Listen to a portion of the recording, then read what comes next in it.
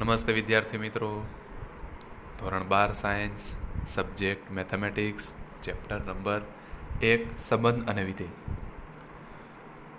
તો મિત્રો, આપણે લાસ્ટ લેક્ચરમાં સ્વાધ્યાય 1.1 જોયું હતું. ઓકે, તો આજના લેક્ચરમાં આપણે એની પછીનો ટોપિક વિધેય, બરાબર છે, વિધેયના પ્રકાર વિશે જાણીશું કે વિધેયના પ્રકાર કયા છે. ઓકે, એના ઉદાહરણ જોઈશું. તો જોઈએ સૌથી પહેલાં વિધેયોના પ્રકારો. તો આપણે ધોરણ 11માં તદેવ વિધેય, અચળ વિધેય, બહુપદીય વિધેય, સમમેય વિધેય, માનાંક વિધેય, ચિહ્ન વિધેય વગેરેનો અભ્યાસ કર્યો છે. બરાબર છે. ધોરણ 11માં ચેપ્ટર નંબર 2 હતું સંબંધ અને વિધેય. એમાં આ દરેકે દરેક વિધેયનો આપણે વાત કરી છે. તદેવ વિધેય, અચળ વિધેય, બહુપદીય વિધેય, સમમેય વિધેય, માનાંક વિધેય. બરાબર છે. પહેલાં તો વાત કરીએ તદેવ વિધેય. તો તદેવ વિધેય કોને કહેવાય? F of x is equals two x. જે કિંમત મૂકો, જે કિંમત હોય એની જ પાછી મળે. એનો મતલબ એફ ઓફ એકની કિંમત શું મળે? એક્સની જગ્યાએ 1 મૂકો તો 1, 2ની કિંમત 2, 3ની કિંમત 3. એનો મતલબ જે કિંમત હોય એની એ જ પાછી મળે. બરાબર, એને કહેવાય તદેવ વિધેય. પછી હતું અચળ વિધેય. અચળ વિધેય એટલે શું? તો કે એફ ઓફ એક્સ બરાબર કોઈ પણ સંખ્યા, ધારો કે હું 4, તો આ વિધેયને અચળ વિધેય કહેવાય. કારણ કે સંખ્યા જો આમાં 4 કેવી છે? અચળ. એક્સની કિંમત તમે કેમ ગમે એમ ફેરવો પણ કિંમત તો શું મળે છે વિધેયની? 4. બરાબર છે. અને 4 કેવી છે? અચળ સંખ્યા. એટલે આને કહેવાય અચળ વિધેય. ઓકે, પછી અચળ વિધેય પછી હતું બહુપદીય વિધેય. બહુપદી તો આપણે ધોરણ 9, 10થી શીખતા આવીએ છીએ. બરાબર, આવી રીતે કોઈ હોય 4x² + 3, તો આને શું કહેવાય? બહુપદી. બરાબર છે, આને બહુપદી કહેવાય. અને આ વિધેય છે એટલે બહુપદી વિધેય. પછી આવે છે સમમેય વિધેય. સમમેય વિધેય એટલે શું? કે જેમાં અંશ અને છેદ હોય. માનો કે એમ કહું કે 4x + 3/9x². એટલે જે વિધેયમાં અંશ અને છેદ હોય, એફ ઓફ એક્સ બરાબર 4x + 3/9x². એટલે જે વિધેયને અંશ અને છેદ હોય એ વિધેયને શું કહેવાય? સમમેય વિધેય. બરાબર છે. પછી આવ્યું હતું માનાંક વિધેય, ચિહ્ન વિધેય. પાંચમું માનાંક વિધેય. તો માનાંક વિધેય તો આપણે જાણીએ છીએ એફ ઓફ એક્સ બરાબર માનાંકની અંદર x. તો આને શું કહેવાય? માનાંક વિધેય. જેમાં માનાંક આવતો હોય, અથવા તો બીજું ઉદાહરણ આપું તો માનાંકની અંદર x + 3, તો આને પણ શું કહેવાય? માનાંક વિધેય. બરાબર. અને છેલ્લું હતું ચિહ્ન વિધેય. ચિહ્ન વિધેય એટલે શું? કે જેમાં વિધેયના બે ભાગ પડતા હોય. હું એમ કહું કે એક્સની કિંમત જો તમે >= 0 લો તો તમારી વિધેયની કિંમત 1 લેવાની. અને જો તમે એક્સની કિંમત <0 લો તો તમારી વિધેયની કિંમત -1 લેવાની. એટલે આવી રીતે જેમ વિધેયના ભાગ પડતા હોય કે એક્સની આ કિંમત માટે વિધેયની કિંમત આવી લ્યો અને એક્સની આ કિંમત માટે વિધેયની કિંમત આવી લ્યો. બરાબર છે. તો આને કહેવાય ચિહ્ન વિધેય. એટલે આ છે તદેવ વિધેય, આ અચળ વિધેય, આ બહુપદી વિધેય, આ સમમેય વિધેય, આ માનાંક વિધેય અને આ ચિહ્ન વિધેય. આપણે વિધેયોના પ્રકાર વિશે જોયું છે. હવે આપણે વિધેયનો અભ્યાસ આગળ, હવે એનાથી થોડુંક આગળ જોઈએ. ઓકે, ત્યાં પણ ધોરણ 11માં આપણે વાત કરી હતી કે સંબંધ અને વિધેય ખૂબ જ અગત્યનું ચેપ્ટર છે. કારણ કે એનો ઉપયોગ તમારે 12માં પણ આવે છે અને આગળ કોલેજમાં પણ આવે છે. ઓકે, તો જોઈએ વિધેયના પ્રકાર કેટલા. તો હું તમને પહેલાં જ વાત કરી દઉં કે વિધેયના મુખ્ય 2 પ્રકાર છે. આમ 3 થાય પણ મુખ્ય 2 પ્રકાર છે. પહેલું એક વિધેય. બરાબર છે. એક વિધેય. એકને શું કહેવાય? 1. એટલે આને 1 ફંક્શન પણ કહેવાય છે. 1 ફંક્શન. બરાબર છે. આપણે એ જોઈશું કે કયા વિધેયને એક વિધેય કહેવાય છે. ઓકે, એની પછી બીજું આવે વ્યાપ્ત વિધેય. વ્યાપ્ત વિધેય. વ્યાપ્ત વિધેયને ઇંગ્લિશમાં ઓન ટુ. બરાબર છે, ઓન ટુ ફંક્શન. એટલે આ બે મુખ્ય તો આપણે 2 પ્રકાર વિશે જ વાત કરવાની છે કે વિધેય હોય એને હું એક વિધેય ક્યારે કહી શકું અને કોઈ વિધેય હોય તો એને વ્યાપ્ત વિધેય હું ક્યારે કહી શકું. બરાબર છે. તો સૌથી પહેલાં તો એક વિધેયની વાત જોઈએ.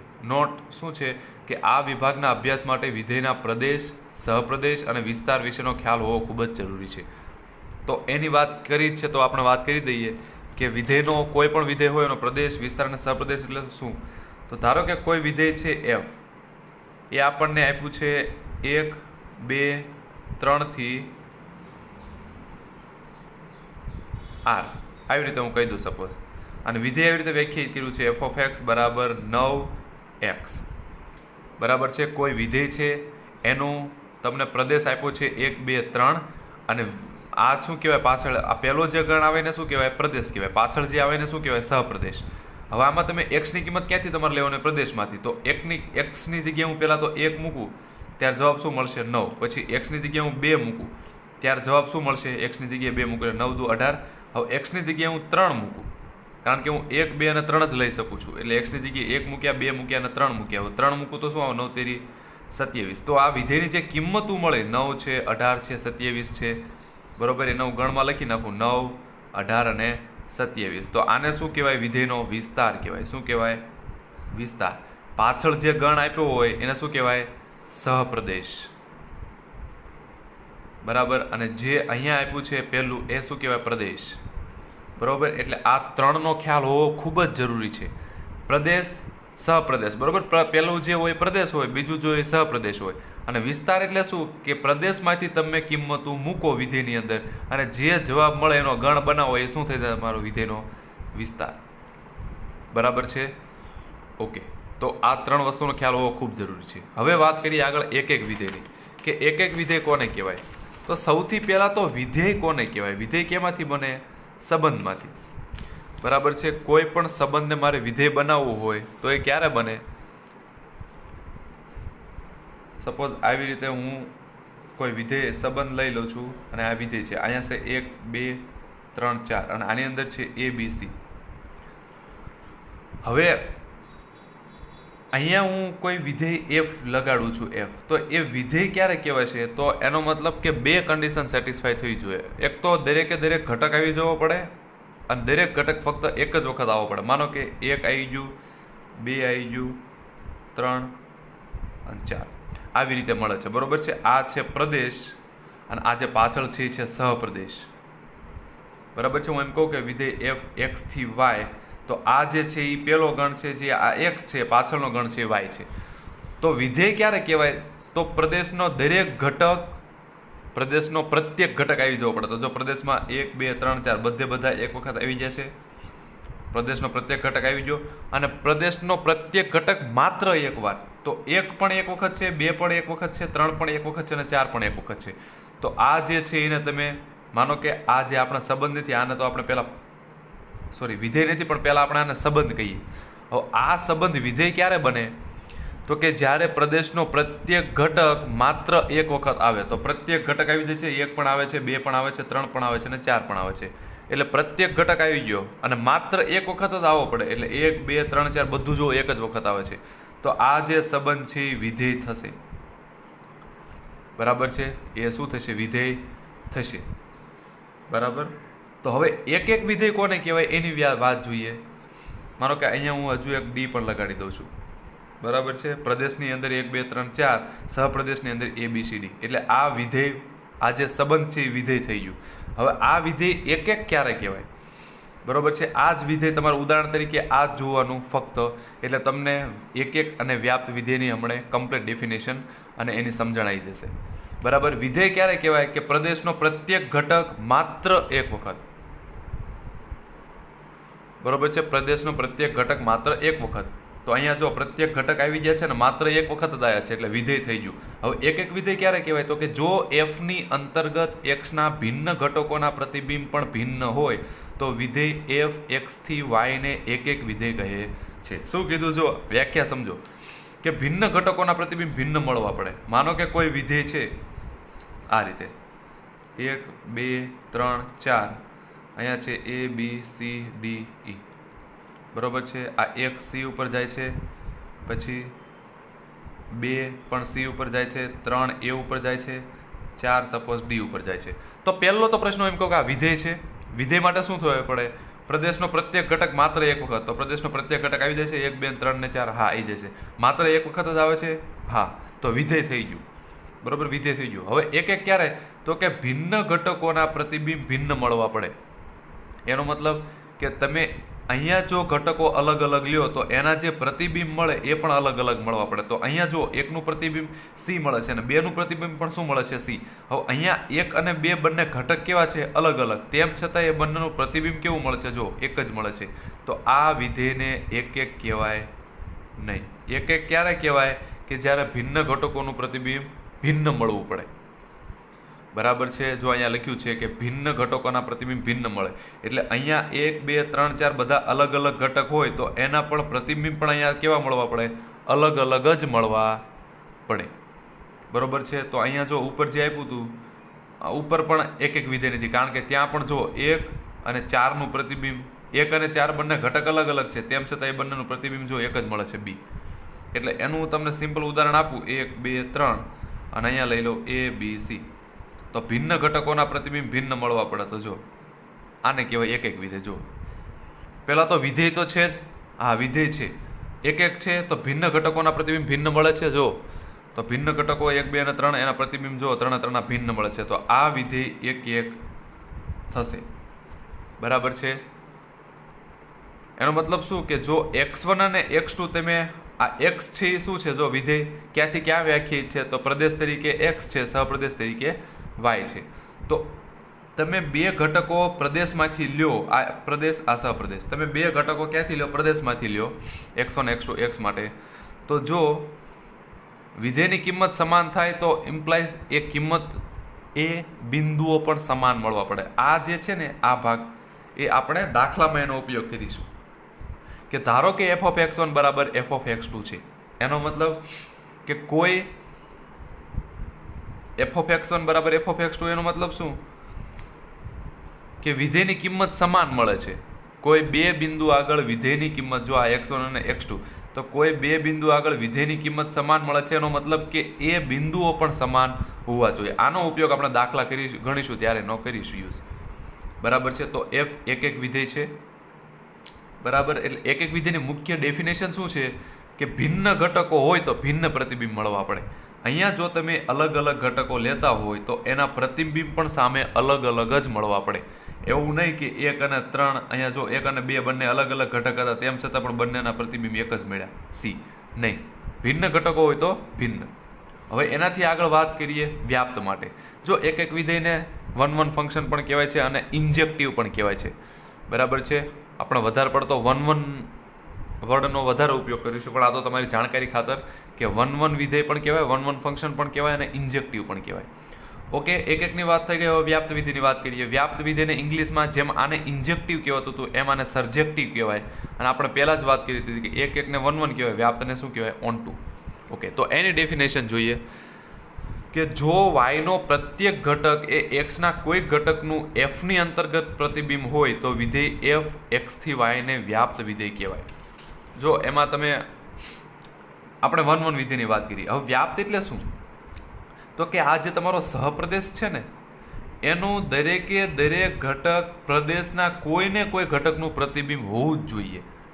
અહીંયા જો હું તમને ઉદાહરણ તરીકે સહપ્રદેશની અંદર ઘટક કયા કયા છે? A B C D E. તો A B C D એમાંથી દરેકે દરેક ઘટક કોઈને કોઈ ઘટકનું પ્રતિબિંબ છે? ના. જો B કોઈ ઘટકનું પ્રતિબિંબ નથી, સિમિલરલી E પણ કોઈ ઘટકનું પ્રતિબિંબ નથી, તો આને વ્યાપ્ત વિધેય કહેવાય નહીં. અહીંયા જોઈએ આ પ્રદેશ, આ સહપ્રદેશ. તો સહપ્રદેશના દરેકે દરેક ઘટક કયા છે? A B C. એ પ્રદેશના દરેક ઘટકનું પ્રતિબિંબ છે? હા છે. જો સહપ્રદેશનો દરેકે દરેક ઘટક જે છે એ પ્રદેશના કોઈને કોઈ ઘટકનું પ્રતિબિંબ તો છે જ. તો એનો મતલબ આ વિધેય કેવું થશે? વ્યાપ્ત થશે. જ્યારે આ નહીં થાય. ઉપર જોઈએ A B C D.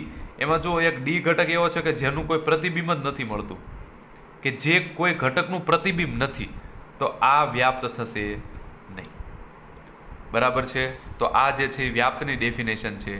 એટલે કે શું કહેવા માંગે છે કે જો પ્રત્યેક y belongs to capital Y, એનો મતલબ કે હું જ્યારે સહપ્રદેશમાંથી કોઈ ઘટક લઉં તો એ જે તમે ઘટક લીધો છે એ પ્રદેશના કોઈને કોઈ ઘટકનું પ્રતિબિંબ હોવું જ જોઈએ. તો એક્સનો કોઈ ઘટક એક્સ મળે, બરાબર છે, અહીંયા કોઈ ઘટક તમને એક્સ મળવો પડે કે જેથી એ જે વાય છે એ ઘટક એક્સનું શું હોય? પ્રતિબિંબ. એનો મતલબ f of x is equals to Y થાય. તો જે આ વિધેય છે એને શું કહેવાય? વ્યાપ્ત વિધેય કહેવાય. હવે આપણે F1 F2 F3 F4 વિધેયનો વિચાર કરીએ અને એમના માટે એક એક અને વ્યાપ્ત વિધેય છે કે નહીં. તો અહીંયા જો મેં તમને 4 વિધેય આપેલા છે, આમાંથી કયું એક એક વિધેય છે અને કયું વ્યાપ્ત વિધેય છે એની વાત કરવાની છે. તો પહેલી વાત કરીએ એક એક માટે શું? ભિન્ન ઘટકોનું પ્રતિબિંબ ભિન્ન. તમારે આવું શોર્ટમાં જ યાદ રાખવાનું, ભિન્ન ઘટકોનું પ્રતિબિંબ ભિન્ન. તો 1 2 3 4. હવે જો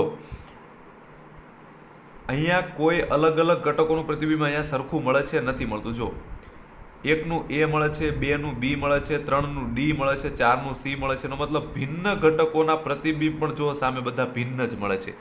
એટલે પહેલું જે છે એ એક એક થશે. બરોબર છે. આ વિધેય જે છે તમારું પહેલું એ એક એક વિધેય થશે. હવે વ્યાપ્ત થશે તો વ્યાપ્ત માટે શું કીધું તું? સહપ્રદેશ જોવાનો, કે સહપ્રદેશના દરેકે દરેક ઘટક એ પ્રદેશના કોઈને કોઈ ઘટકનું પ્રતિબિંબ છે. હા, એ છે, બી છે, સી છે, ડી છે, પણ ઈ કે એફ કોઈ જ નથી. બરાબર, ઈ કે એફ કોઈ નથી. તો એનો મતલબ આ વિધેય વ્યાપ્ત થશે નહીં. એટલે પહેલું એક એક તો થશે પણ વ્યાપ્ત થશે નહીં. બીજી વાત કરીએ, ભિન્ન ઘટકોનું પ્રતિબિંબ ભિન્ન. તો અહીંયા જો એકનું પ્રતિબિંબ બી મળે છે અને બેનું પ્રતિબિંબ પણ બી મળે છે. એનો મતલબ ઘટકો ભિન્ન છે પણ પ્રતિબિંબ કેવા મળે છે? બંનેના એક સમાન. એટલે એક એક થશે નહીં, વ્યાપ્ત થશે. તો વ્યાપ્ત માટે શું કીધું તું? સહપ્રદેશના દરેકે દરેક ઘટક આવી જવો પડે. તો અહીંયા જો એ જ નથી આવતો, બી સી ડી આવે છે પણ ઈ અને એફ પણ નથી આવતા. એનો મતલબ ઓછામાં ઓછો તમને એક ઘટક પણ એવો મળી જાય કે જે પ્રદેશના કોઈ ઘટકનું પ્રતિબિંબ ના હોય તો પણ વિધેય વ્યાપ્ત થશે નહીં. એટલે આ વિધેય એક એક પણ નથી અને વ્યાપ્ત પણ નથી. ત્રીજું જોઈએ, ભિન્ન ઘટકોનું પ્રતિબિંબ ભિન્ન. તો 1 2 3 4 કેવા છે? ભિન્ન ઘટકો છે. તો અહીંયા જો એકનું પ્રતિબિંબ એ આવે છે અને બેનું પ્રતિબિંબ પણ એ આવે છે. એનો મતલબ ભિન્ન ઘટકોનું પ્રતિબિંબ ભિન્ન મળતું નથી, એકનું એક જ મળે છે. એટલે આ વિધેય એક એક થશે નહીં. વ્યાપ્ત માટે જો સહપ્રદેશમાં શું છે? એ બી સી છે. તો સહપ્રદેશના દરેકે દરેક ઘટક એ પ્રદેશના કોઈને કોઈ ઘટકનું પ્રતિબિંબ છે. હા છે, બરાબર છે. અહીંયા કોઈ ઘટક રહી નથી જતો. એનો મતલબ આ વ્યાપ્ત થશે. ત્રીજું જોઈએ, ભિન્ન ઘટકોનું પ્રતિબિંબ ભિન્ન. તો એક એક થાય. તો 1 નું બી, 2 નું સી, 3 નું એ, 4 નું ડી. એટલે ભિન્ન ઘટકોનું પ્રતિબિંબ ભિન્ન મળ્યું. હા, તો એક એક થઈ ગયું, વ્યાપ્ત થશે. તો સહપ્રદેશના દરેકે દરેક ઘટક આવી જવો પડે. તો એ 3 નું પ્રતિબિંબ છે, બી 1 નું પ્રતિબિંબ છે, સી 2 નું પ્રતિબિંબ છે, ડી 4 નું પ્રતિબિંબ છે. એનો મતલબ કોઈ ઘટક રહેતો નથી. એટલે વ્યાપ્ત પણ થશે. બરોબર છે. તો અહીં વિધેય F1 F2 F3 F4 શું શું છે અહીંયા તમારે ખાલી જગ્યામાં લખવાનું છે. બરાબર. આપેલ વિધેયો એક એક છે, વ્યાપ્ત છે કે બંને છે કે એક પણ નથી તે લખો. અહીંયા મેં જે તમને ખાલી જગ્યા આપી છે તમારે લખવાનું છે કે કયું છે કે કયું નહીં. આપણે ડિસ્કશન ઓલરેડી કરી જ દીધું છે. તો ટૂંકમાં જ્યાં આપણે અત્યારે આટલું ભણ્યા એનો ટૂંકમાં સાર હું તમને કહું તો ફક્ત 3 લીટીમાં તમે સમજી જાઓ. અત્યારે આ લેક્ચરમાં જે આપણે જોયું એમાં કે વિધેય કોને કહેવાય? તો કે પ્રત્યેક ઘટક એક વખત આવવો પડે પ્રદેશનો. બરોબર, અહીં તમારે અહીંયા લખવું હોય તો લખી નાખવાનું કે પ્રદેશનો પ્રત્યેક ઘટક. તો 1 2 3 4 જેમ અહીંયા ઘટકો છે એમ કે પ્રદેશનો પ્રત્યેક ઘટક દરેકે દરેક આવી જવો પડે, એકે રહેવો ન પડે. અને એ બધા પાછા એક જ વખત આવવો જોઈએ. તો એને કહેવાય વિધેય. એક એક કોને કહેવાય? તો કે ભિન્ન ઘટક હોય તો ભિન્ન પ્રતિબિંબ મળવું પડે. ભિન્ન ઘટકોનું પ્રતિબિંબ પણ કેવું હોવું પડે? ભિન્ન. જે આપણે અહીંયા વાત કરી જ છે. વ્યાપ્ત વિધેય માટે શું હોય? તો કે સહપ્રદેશના દરેક ઘટકો પ્રદેશના કોઈ ઘટકનું પ્રતિબિંબ. એટલે સહપ્રદેશ જે હોય, બરાબર છે, સહપ્રદેશનો દરેક ઘટક આ જે કહેવાય છે પાછળના ગણો હોય શું હોય? સહપ્રદેશ. તો સહપ્રદેશનો દરેકે દરેક ઘટક એ પ્રદેશના કોઈ ઘટકનું પ્રતિબિંબ તો હોવું જ જોઈએ. બરાબર. તો એક એક વિધેય કોને કહેવાય અને વ્યાપ્ત વિધેય કોને કહેવાય એની તમને ખ્યાલ આવી ગયો હશે. બરોબર છે. એની વ્યાખ્યા આપણે જોઈ. અને ટૂંકમાં મેં તમને કીધું એમ કે તમારે ફક્ત આટલું જ યાદ રાખવાનું. વિધેય તો કે પ્રદેશનો પ્રત્યેક ઘટક એક વખત આવવો પડે. એક એક તો કે ભિન્ન ઘટકોનું પ્રતિબિંબ ભિન્ન મળવું પડે. અને વ્યાપ્ત તો કે વ્યાપ્ત એટલે શું? તો કે સહપ્રદેશનો દરેકે દરેક ઘટક એ પ્રદેશના કોઈના કોઈ ઘટકનું પ્રતિબિંબ હોવું જ જોઈએ, કંઈ રહેવો જોઈએ નહીં. ઓકે. તો એનાથી આગળ જોઈએ કે જો એફ એક્સથી વાય વ્યાપ્ત હોય તો અને તો એફનો વિસ્તાર બરાબર વાય થાય. આની કરતાં આ જે કાઉન્સમાં લખ્યું છે એ તમે સમજો તો વધારે તમને ખબર પડશે કે એફ વ્યાપ્ત ક્યારે કહેવાય. જેમ આપણે એક એક વિધેયની વાત કરી એમ વ્યાપ્ત વિધેય ક્યારે કહેવાય? તો કે આનો ઉપયોગ દાખલામાં થશે. જે આ કાઉન્સમાં જે મેં તમને આપ્યું છે એ જ્યારે આપણે દાખલા ગણીશું એક એક અને વ્યાપ્ત વિધેયના, ત્યારે આનો ઉપયોગ થશે. કે કોઈ વિધેય તમને એમ કીધું હોય કે એક એક છે કે વ્યાપ્ત છે તે ચકાસો, તો જ્યારે આપણે એફ વ્યાપ્ત વિધેય છે કે નહીં એની વાત કરતા હોય ત્યારે તમારે ફક્ત આટલું જ જોવાનું કે એફનો વિસ્તાર બરાબર એફનો સહપ્રદેશ થવું જોઈએ. જો એફનો વિસ્તાર બરાબર એફનો સહપ્રદેશ થાય તો એ વિધેય વ્યાપ્ત છે એવું કહેવાય. ખબર પડી મિત્રો? શું કીધું કે જો ક્યારે કોઈ વિધેય વ્યાપ્ત કહેવાય તો કે એફનો વિસ્તાર, બરોબર. એટલે જ મેં તમને અહીંયા પહેલાં કીધું હતું કે આ વિભાગના અભ્યાસ માટે વિધેયનો પ્રદેશ, સહપ્રદેશ અને વિસ્તાર વિશેનો ખ્યાલ ખૂબ જરૂરી છે, બરાબર છે. એટલે વિધેયનો વિસ્તાર, હવે વિધેયનો વિસ્તાર એટલે શું? તમને કિંમત કઈ કઈ મળે છે એને શું કહેવાય? વિધેયનો વિસ્તાર. જેમ આપણે અહીંયા આગળ જોયું હતું કે કોઈ વિધેય છે એનો પ્રદેશ અહીંયા શું છે? 1, 2, 3. સહપ્રદેશ શું છે? આ. અને વિસ્તાર એટલે શું? એનો મતલબ કે પ્રદેશની તમે કિંમતો મૂકો અને જવાબ તરીકે શું શું મળે છે એ શું થઈ જાય? તમારો વિધેયનો વિસ્તાર. તો જ્યારે વિધેયનો વિસ્તાર અહીંયા શું છે? 9, 18 અને 27 છે. જ્યારે વિધેયનો વિસ્તાર અને સહપ્રદેશ તરીકે શું છે? આર. એ બંને કેવા હોવા જોઈએ? સમાન. વિધેયનો વિસ્તાર અને વિધેયનો સહપ્રદેશ જ્યારે બંને સમાન થાય ત્યારે એ વિધેયને વ્યાપ્ત વિધેય કહેવાય, બરાબર છે.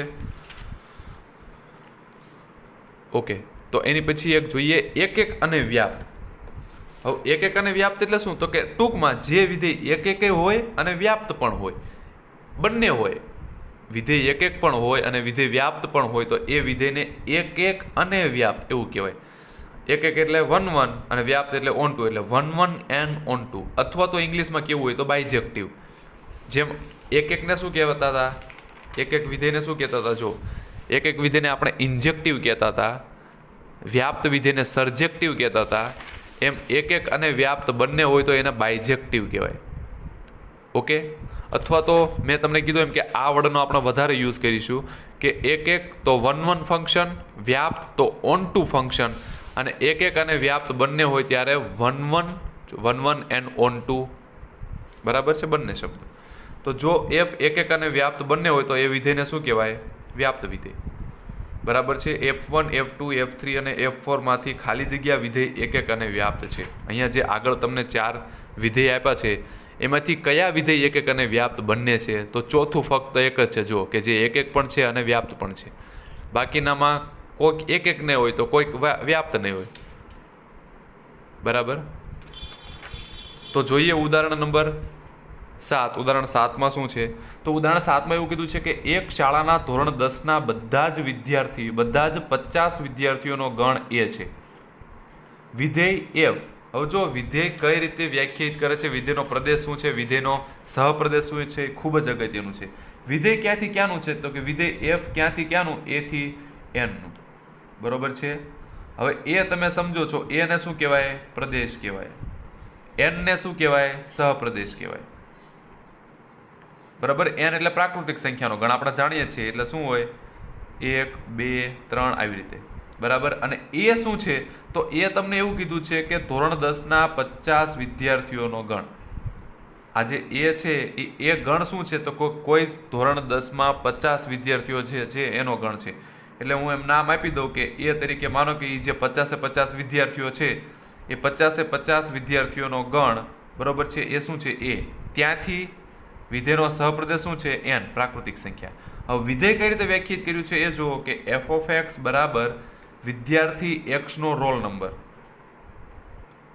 વિદ્યાર્થી x નો રોલ નંબર. જો આ એક દાખલો તમે સમજી જશો તો પાછળ તમે ઉદાહરણ જે છે અને સ્વાધ્યાયના દાખલા પણ સમજી શકશો. કારણ કે આ તમારું એક અને વ્યાપ્ત વિધેયનું સ્ટાર્ટિંગ છે, બરાબર છે. એટલે એક દાખલો તમે ઇઝીલી સમજી જશો તો પાછળ કોઈ પ્રોબ્લેમ થશે નહીં. ઓકે. તો જો અહીંયા તમે જુઓ કે વિધેયનો પ્રદેશ શું છે અને વિધેયનો સહપ્રદેશ શું છે. તો સહપ્રદેશ તરીકે તો N છે. સહપ્રદેશ તરીકે N છે. શું આવે? 1 આવે, 2 આવે, 3 આવે, 4 આવે, એમ ક્યાં સુધી? અનંત સુધી ચાલ્યા જ કરશે. અને પ્રદેશ તરીકે શું છે? એ. હવે એમાં શું છે પાછું? ધોરણ 10ના 50 વિદ્યાર્થીઓ. એટલે ધારો કે આપણે કોઈ પણ નામ આપી દઈએ, રમેશ છે, મહેશ છે, કુશ, બરોબર છે, દિવ્ય, આવી રીતે 50 વિદ્યાર્થીઓ છે. કેમાં? ગણ એમાં. એટલે વિધેયના પ્રદેશ તરીકે જે છે 50 વિદ્યાર્થીઓ છે અને સહપ્રદેશ તરીકે શું છે? N. અને આની ઉપર વિધેય વ્યાખ્યાયિત કર્યું છે. કઈ રીતે? તો કે વિદ્યાર્થી x નો રોલ નંબર. માનો કે હું રમેશ લઉં, પેલો x ની જગ્યાએ રમેશ, તો રમેશનો રોલ નંબર શું છે? તો કે 4. પછી મહેશ લઉં તો f of મહેશ એટલે શું? વિદ્યાર્થી મહેશનો રોલ નંબર. માનો કે એનો રોલ નંબર છે 10, બરાબર છે. પછી હરેશ, કુશ બરાબર છે, તો એનો રોલ નંબર સપોઝ 2 લઈએ. પછી દિવ્ય, તો એનો રોલ નંબર ચાલો કે આપણે 40 લઈએ. બરાબર, કારણ કે એનની અંદર તો 1 થી અનંત સુધી ચાલ્યા જ કરે. આવી રીતે 50 વિદ્યાર્થીઓના તમને રોલ નંબર મળી શકે. બરાબર છે, અહીંયા 5 લઈ લો એટલે દરેકે દરેક વિદ્યાર્થીનો તમને રોલ નંબર મળશે. હવે પ્રશ્ન એવો કીધું છે, સાબિત કરો કે F એક છે પરંતુ વ્યાપ્ત નથી. જો અત્યારે હું તમને આકૃતિની મદદથી સમજાવીશ, પરંતુ દરેક ઉદાહરણમાં અથવા તો દાખલામાં આકૃતિની મદદથી સમજવું જરૂરી નથી. અત્યારે સ્ટાર્ટિંગ છે એટલે આકૃતિ સમજી લેશો એટલે પછી તમે આકૃતિ વગર પણ લખી શકશો. ઓકે, તો સાબિત કરો કે F એક છે પરંતુ વ્યાપ્ત નથી. એનો મતલબ એક થાય છે પરંતુ વ્યાપ્ત નથી થતું. હવે એક એટલે શું? તો એક એટલે ભિન્ન ઘટકોનું પ્રતિબિંબ ભિન્ન મળવું પડે. તો અહીંયા તમે અલગ અલગ વિદ્યાર્થીઓ લ્યો તો એના પ્રતિબિંબ અલગ અલગ મળે જ. કેમ? કારણ કે અલગ અલગ વિદ્યાર્થી લ્યો તો એ અહીંયા જાય એટલે શું બને? એનો રોલ નંબર. તો જેમ અલગ અલગ વિદ્યાર્થીઓ એમના રોલ નંબર પણ કેવા હોય? અલગ અલગ જ હોવાના. એટલે ભિન્ન ઘટકો તમે અહીંથી લ્યો તો સામે એના પ્રતિબિંબ પણ ભિન્ન મળે, એટલે એક થશે. વ્યાપ્ત એટલે શું? વ્યાપ્ત એટલે આપણે એવું કીધું હતું કે સહપ્રદેશનો દરેકે દરેક ઘટક એ પ્રદેશના કોઈને કોઈ ઘટકનું પ્રતિબિંબ મળવું જોઈએ. હવે તમે સમજો, આપણે અહીંયા કેટલા વિદ્યાર્થીઓ છે? 50 વિદ્યાર્થીઓ. તો અહીંયા ફક્ત 50 વિદ્યાર્થીઓ સુધી જ તમને શું મળશે? 50 વિદ્યાર્થીઓ. એટલે આ વિધેયનો વિસ્તાર શું થશે એમ કહો ટૂંકમાં હું એમ કહેવા માગું છું કે આ વિધેયનો વિસ્તાર શું થશે? તો આમાં તમે અલગ અલગ વિદ્યાર્થીઓ મૂકો તો તમને વિસ્તાર તરીકે શું મળે છે? વિસ્તાર તરીકે રોલ નંબર મળે છે. એટલે કેટલા મળશે? 1 થી 50 સુધી જ મળશે. બરોબર છે, એટલે આ વિધેયનો વિસ્તાર શું થશે? 1, 2 એમ 50 સુધી જ થશે. પણ આ વિધેયનો સહપ્રદેશ શું છે? એ તો n છે. એનો મતલબ 50 નથી, આગળ ચાલ્યા જ કરશે. 51, 52, 53, 54. બરાબર છે, અહીંયા તો 50 ચાલ્યા જ કરે. 40, 50, 60, 61, 62, 63 એમ અનંત સુધી. તો અહીંયા વિધેયનો વિસ્તાર શું થશે? વિસ્તારમાં રોલ નંબર આવે છે એટલે 1 થી 50 સુધી જ થશે. જ્યારે સહપ્રદેશ તો શું છે? આખો n છે. એનો મતલબ એ તો અનંત સુધી ચાલશે. એટલે અહીંયા વિધેયનો વિસ્તાર અને સહપ્રદેશ સમાન થશે નહીં. અને સમાન થાય તો જ એને વ્યાપ્ત કહેવાય. સમાન ના થાય તો એ વ્યાપ્ત થશે નહીં. બરાબર છે. અથવા તો બીજા શબ્દમાં આપણે શું કીધું હતું કે સહપ્રદેશનો દરેકે દરેક ઘટક એ પ્રદેશના કોઈને કોઈ ઘટકનું પ્રતિબિંબ હોવું જોઈએ. હવે હું આની અંદર એમ કહું કે સહપ્રદેશ તરીકે n છે એટલે એમાં તો 100 પણ આવશે. કારણ કે એનમાં તો 1, 2, 3 એમ શરૂ કરીને 100 સુધી આવી શકે. 100, 200 અનંત સુધી ચાલે. હવે સહપ્રદેશમાં 100 આવે છે તો હું તમને એમ પૂછું કે 100 જે છે એ કયા વિદ્યાર્થીનો રોલ નંબર હશે? કોઈનો નહીં. કારણ કે વિદ્યાર્થી 50 છે એટલે 50 સુધી જ આવશે, એની આગળ તો આવવાનું જ નથી. બરોબર છે, એના માટે આ વિધેય જે છે વ્યાપ્ત થશે નહીં. ઓકે, એટલે ઉદાહરણ 7 જો અહીંયા વ્યવસ્થિત મેં તમને સમજાયું છે. 1 થશે, 1 થશે, પરંતુ વ્યાપ્ત નહીં થાય, ઓન 2 થશે નહીં. ઓકે, તો હવે અહીં સુધી રાખીએ મિત્રો. આની પછી ઉદાહરણ 8 આપણે નેક્સ્ટ લેક્ચરથી કન્ટિન્યુ કરીશું.